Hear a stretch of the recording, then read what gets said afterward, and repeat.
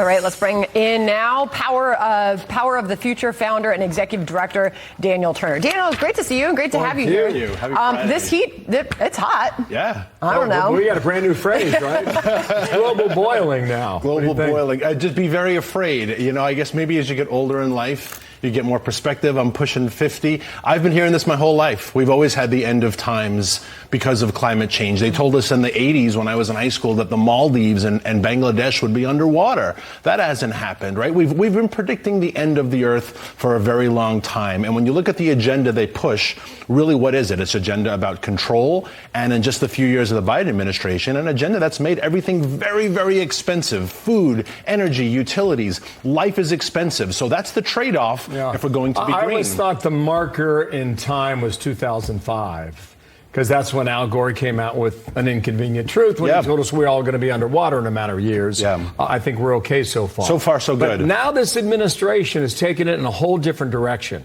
They are putting the blame squarely on a certain group of Americans. First, the president on that. Watch. We provided a record $50 billion for climate resiliency.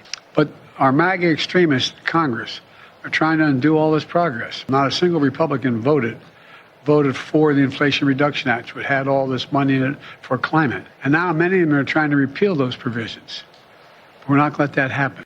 I'll let you answer that, but Hillary Clinton shot out this tweet this week. Hot enough for you? Thank a MAGA Republican, or better yet, vote them out of office. It's just typical of D.C. It's why people really distrust the government more and more, because they use this politicization of very important issues. Yes, none of the MAGA Republicans voted for this, but it still passed.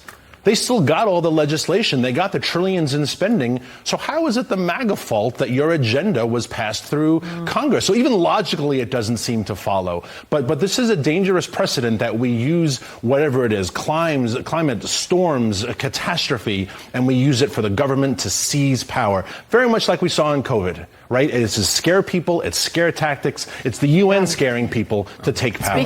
Give us your toaster. Go ahead. Yeah, speaking of which, these are the headlines. If you're digesting mainstream media, these are the headlines that are out there. Summer of record-breaking heat paints story of a warming world, scientists say. Global heat in uncharted territory. Summers are always hot. Here's how we know climate change is making summer 2023 hotter. So for the American public, this is being put out there as fact. Nonstop. And if you look at the weather forecast for this great city where I'm born and raised, next Friday is mid-70s. So we are in what's called a heat wave. We are in a heat wave. And that's the 8-day forecast. That's never accurate, right? I thought that there was an intriguing report on CNN this past week that I was watching. And the AP has its own tweet thread now that only addresses climate, if you want to follow that, too. Sure. But there's a question about ocean currents, and they were talking about the salinity in Greenland and how that could affect the waters in Canada and Maine and how it would flow down to South America. And I imagine it all happens. But the latest study said this could begin as early as 2025.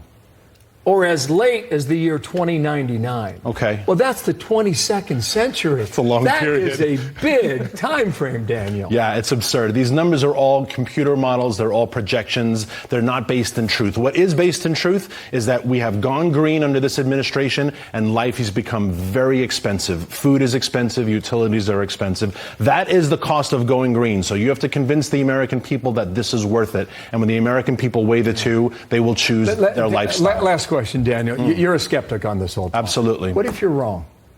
Well, you know what? Maybe I am wrong, but I haven't been wrong for the last 50 years. Right? And I don't also doubt the resiliency of humanity to overcome obstacles. If sea levels rise, we'll deal with that. But how many people do we punish in the process? How many poor people have to go into poverty? How many people have to lose their job to try to stop CO2 levels from rising? So I will be open to the fact that I am wrong. But if they are wrong, and they are, it is deadly, and it is expensive, and it is driving people into poverty. I would rather be wrong than them wrong, and they're the ones who are wrong. All right, Daniel, thank you. Maybe we'll talk to you in August, okay? Absolutely. Thank you, Daniel. Thanks.